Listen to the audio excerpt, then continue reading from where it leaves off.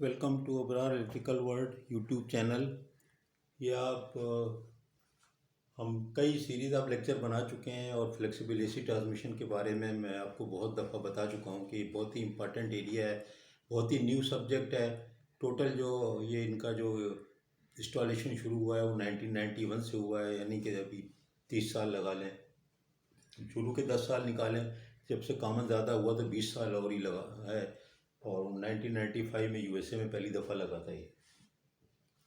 उन फैक्ट्स के मैंने डिवाइसेस जो हैं उनके आपको बता दिया है कि बेसिस वही है जो शुरू से आप इंटरमीडिएट से पढ़ते चले आ रहे हैं। कैपेसिटेंस और इंडक्टर का इस्तेमाल, और वो किस लिए?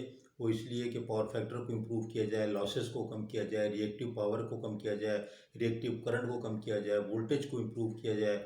और उसके बाद जब एडवांस लेवल पे बात आ गई तो पावर सिस्टम स्टेबिलिटी जो होती है ट्रांजिएंट ख़ासतौर पर उसका इम्प्रूवमेंट होता है, उसके लिए ये सब चीज़ें हैं। तो ये इसमें पहले डिवीज़न किया, इसको हमने शंट और सीरीज़ में। फिर आपको बताएं कि सीरीज़ डिवाइसेस कौन सी हैं, फिर बताया कि शंट डिवाइसेस कौन सी हैं। इस तरह सारी चीज़ें अलग अलग। उसके बाद हमने उसके अलग अलग छोटे छोटे कंपोनेंट में भी इसको डिस्कस किया, लेकिन उनका प्रिंसिपल बॉसों का अभी हम नहीं कर रहे हैं, वो थोड़ा देर के बाद करेंगे। पहले मैं आपको एक जनरल ओवरव्यू हर चीज़ का दे रहा हूँ ताकि आपकी कम से कम एक जनरल अंडरस्टैंडिंग हो जाए आपकी शंट और सीरीज़ कैपेसिटर की सारे टाइप्स के बारे में, और कौन से मोस्ट कॉमन टाइप है तो उसके बारे में। तो मोस्ट कॉमन टाइप जो होते हैं वो शंट होते हैं, सीरीज़ में काफ़ी कॉम्प्लिकेशन होता है। तो यूटिलिटी कंपनीज़ जो है, बिजली कंपनी, यूटिलिटी कंपनीज़ वो ज़्यादा प्रीफर नहीं करती हैं कि सीरीज़ में लगाएं। इंडस्ट्री में भी आपने देखा होगा जो कैपेसिटर लगे होते हैं वो नॉर्मली शंट में लगे होते हैं, क्योंकि शंट कैपेसिटर जो है उसकी कॉम्प्लिकेशन और उसकी इंजीनियरिंग आसान है, क्योंकि वो पैरेलल में सीधा सीधा कनेक्ट हो जाता है, जबकि जो सीरीज़ है वो आपका सीरीज़ में लाइन के कनेक्ट होता है। तो सीरीज़ वाला वोल्टेज को जल्दी से इम्प्रूव करने के लिए, कंपनसेशन के लिए तो अच्छा होता है। तो इसी तरह लेकिन शंट वाला जो है वो पावर फैक्टर के इम्प्रूवमेंट के लिए ज़्यादा बेहतर होता है, क्योंकि डायरेक्ट रिएक्टिव पावर आपको कैपेसिटर दे रहा होता है। बहरहाल दोनों के अपने अपने हैं, लेकिन अगर कोई पूछे कि कॉमन कौन सा है तो कौन सी यूटिलिटी प्रीफर करती है, तो वो शंट टाइप के जो हैं वो कंपनसेशन होते हैं। अब शंट टाइप में जो मैंने आपको चार बताए थे उसमें दो सबसे इम्पॉर्टेंट बताए थे कि दो ही यूज़ हो रहे हैं ज़्यादा। एक का नाम है स्टैटकॉम, STATCOM, और वो अलग से मैं बताऊंगा बहुत तफसीली, सबसे ज़्यादा कॉमन वही है। और एक ये जो अभी लिखा हुआ है स्टैटिक वार कंपनसेटर, ये भी इक्वली है। और मैं तो खुद ही कंफ्यूज हो गया हूँ कि जब आप लिटरेचर देखें और आप उनके ब्राउचर पढ़ें और लीफलेट पढ़ें सारी कंपनियों की जो बना रही हैं, तो स्टैटकॉम के साथ भी SVC लिखा है, SVC के साथ स्टैटकॉम लिखा हुआ है। और सीरीज़ कंपनसेशन में जो एक आखिरी होता है SSC, उसकी भी तकरीबन जो बेनिफिट्स होते हैं वो भी बैटरी के साथ लगाओ या मैग्नेटिक के साथ लगाओ, वो भी तकरीबन 19-20 होते हैं। लेकिन आपसे जब नट शेल में पूछा जाए कि कौन सा बेहतर है, तो बेहतर की बात नहीं है। जो जो सीरीज़ है उसकी जो है इंजीनियरिंग थोड़ी कॉम्प्लिकेटेड होती है, तो utilities are not preferring the series compensator, क्योंकि वो कैपेसिटर को आपको लाइन के बीच में लगाना होता है और वो डिपेंडेंट होता है उसकी कैपेसिटी। ज़ाहिर है करंट कांस्टेंट हो गया ना जब सीरीज़ में लग रहा है, तो जो करंट ड्रा हो रहा है उसी हिसाब से इसका कैपेसिटेंस हो गया कम और ज़्यादा। और जो शंट में लगाते हैं उसको वोल्टेज के क्रॉस लगता है, तो उसका हमेशा आप देखें चार्ज जो है वो फुल है और उसके अगेंस्ट चार्जिंग करंट जा रहा है। तो उसकी इंजीनियरिंग भी आसान है, उसका एप्लीकेशन आसान है, उसका इफेक्ट जो है वो पावर फैक्टर और रिएक्टिव पावर के लिए ज़्यादा बेहतर है। तो शंट को प्रेफरेंस दी जा रही है दुनिया भर में। और स्टैटकॉम और SVC दोनों ही शंट के ही टाइप हैं। स्टैटकॉम जो बहुत ही कॉमन है और SVC भी इक्वली कॉमन है, और दोनों एक ही प्लेट पे मैंने देखा, एक ही जगह पे लिखा हुआ है स्टैटकॉम SVC स्टैटकॉम। तो ये दोनों ही शंट हैं, दोनों ही 19-20 हैं, दोनों ही कॉमन है, दोनों बहुत अच्छे हैं, ये सबसे ज़्यादा इस्तेमाल हो रहे हैं। और जिसको कहते हैं कि फिर फैड हो जाता है ना, एक सबसे ज़्यादा कॉमन हो जाता है, चाहे वो दूसरी गाड़ी की भी उतनी वैल्यूज़ हो। लेकिन आप देख रहे हैं होंडा टोयोटा पाकिस्तानी स्टाइल में अगर देखें, ज़रूरी उससे अच्छी अच्छी गाड़ियाँ आप देख रहे हैं मार्केट में है ना, खड़ी हुई हैं और लोग चला रहे हैं, लेकिन कॉमन नहीं है। तो ये कॉमन वाली बात है, इसका कोई बहुत ज़बरदस्त जवाब जो है नहीं है। लेकिन जवाब यही है कि शंट सबसे ज़्यादा पॉपुलर है, सबसे ज़्यादा कॉमन है यूटिलिटी कंपनीज़ में। और उनकी दो ये टाइप जो हैं, चार में से दो, SVG और TCBR नहीं बल्कि ये जो है 2 SVC और स्ट्रैटकॉम सब पे पॉपुलर है। अब मैंने यहाँ लिया है SVC को। SVC के 3 किस्म हो सकते हैं, बल्कि ये समझे SVC आप जैसे ही भी चाहे बना लें। It is a combination of the various kind of fax devices.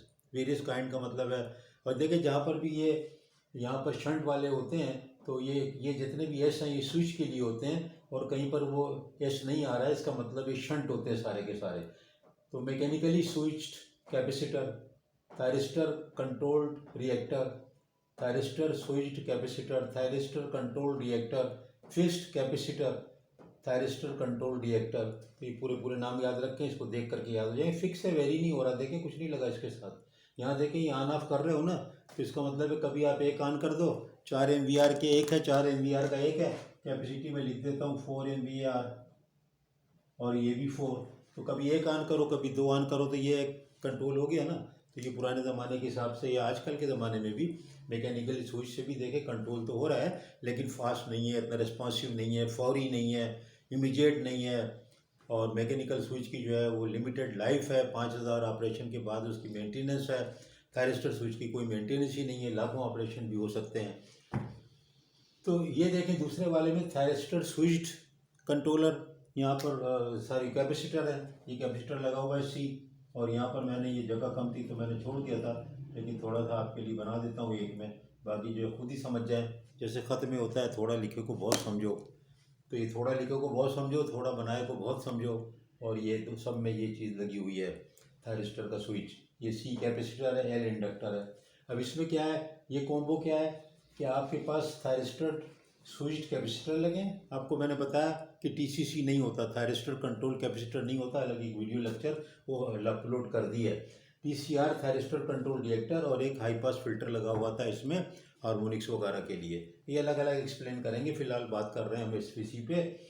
फिर एक हो गया फिक्स कैपेसिटर लगा लो और TCR लगा लो, और ये जो हाई पास फिल्टर है ये सब में ही लगा होता है।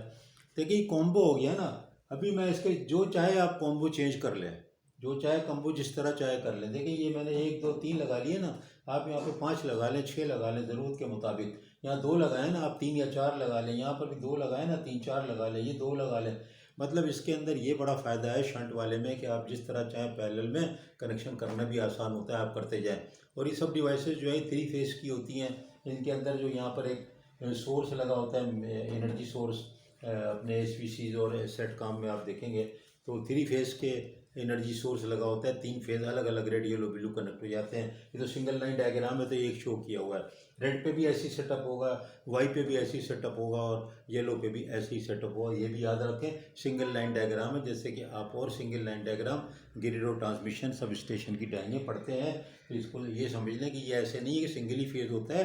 हर फेज पे आप देखते हैं ना, स्टार में कैपेसिटर आपके यहाँ मैकेनिकली स्विच लगे हुए हैं, और स्टार या डेल्टा में आपने लगाया है, स्टार डेल्टा में लगाया तो हर एक फेस पे अलग अलग कनेक्ट कर दिया स्टार में लेकर के। तो वही अरेंजमेंट होगा इसमें भी, ये अरेंजमेंट इसी तरह होंगे।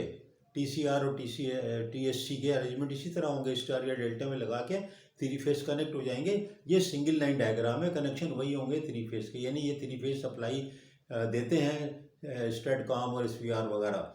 और वो इसीलिए इसके अंदर आपने कि ये कन्वर्टर बेस्ड होते हैं। कन्वर्टर का काम क्या है, उसी को जो हम इन्वर्टर कहते हैं घर में UPS के साथ, उसी को यहाँ पर जब स्ट्रैटकॉम और SVR की बात हो रही है उसी को कन्वर्टर कह रहे हैं, उसी को कह रहे हैं। यानी किसको हम कहते हैं इन्वर्टर, हम कहते हैं DC से AC को इन्वर्टर कहते हैं नॉर्मल, अभी तक जो आप छोटा मोटा पढ़ते आए।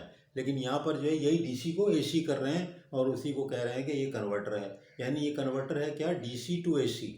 जबकि आम जिंदगी में आप देख रहे हैं उसको इन्वर्टर कहते हैं, आप DC को AC भी घरों में लगाओ UPS पे। ये भी ध्यान में रख लें कि कन्वर्टर का मतलब AC से DC नहीं है, DC to AC है, और बल्कि DC to 3 फेज AC है, DC तो 3 फेज AC है। तो ये सारे के सारे कन्वर्टर बेस्ड होते हैं। तो ये मैं बहुत ही टुकड़ों टुकड़ों में, आसान लफ्ज़ों में, बहुत छोटी छोटी वीडियो में आप लोगों को लेक्चर में समझा रहा हूँ। उसके बाद लिख करके एक अलग भी बनाता हूँ, जिसमें आप देखें डॉट PPT लिख देता हूँ। वो पावर पॉइंट पे होता है, उसमें ज़्यादा अंग्रेज़ी लिखी है, और वो उसके साथ फिर मैं उसको समझा भी रहा हूँ बहुत आसान लफ्ज़ों में। तो ये याद रखें कि ये SVC कॉम्बो होता है, कॉम्बिनेशन होता है और various type of fact devices, जिस तरह चाहे इस्तेमाल कर लें, जितनी चाहे इस्तेमाल कर लें, पैरेलल का यही फ़ायदा होता है। और उसको जो बेनिफिट शंट के हैं वो अलग एक लेक्चर है, वो देख लें। और बिल्कुल अब तो याद ही हो गए होंगे ना, क्या है वोल्टेज का है, रिएक्टिव पावर कंट्रोल है, फेज एंगल कंट्रोल है, और जनाब वो वोल्टेज स्टेबिलिटी है, और पावर सिस्टम स्टेबिलिटी है, स्टेबिलिटी मार्जिन बढ़ जाता है। स्टेबिलिटी मार्जिन पे अलग लेक्चर भी पढ़ लीजिएगा, वो भी मैं अपलोड कर रहा हूँ, हो जाएगा कुछ दिनों में। ज़रा आहिस्ता आहिस्ता कर रहा हूँ, बहुत सी मैंने वीडियो बनाई है, लेकिन मैं उनको थोड़ा सा आप लोगों को वेट कराता हूँ ताकि थोड़ा हज़म हो जाए। एकदम से बहुत सी चीज़ें मिल जाएंगी तो फिर आप लोग कंफ्यूज ना हो जाए। तो ये देखें, बड़ा आसान है। इस वीसी मैंने आपको कितनी आसानी से बता दिया कि कुछ भी चीज़ नहीं है, मैं शुरू से कह रहा हूँ। फैक्ट डिवाइसेस कुछ चीज़ नहीं है, मत डरें।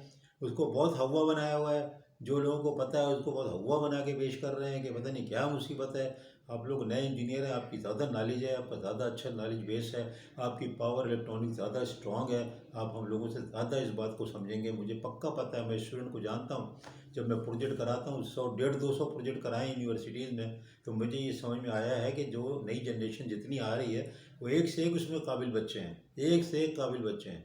तो मैं तो उनसे बहुत लर्न करता हूँ, इसलिए मुझे लगता है कि उनको ये इतना मुश्किल नहीं लगेगा जितना हमारी जनरेशन को लगता है। तो जो सीनियर लोग हैं उसको बहुत हवा बना के पेश कर रहे हैं, बिल्कुल भी नहीं है, बड़ा आसान है। बहुत शुक्रिया।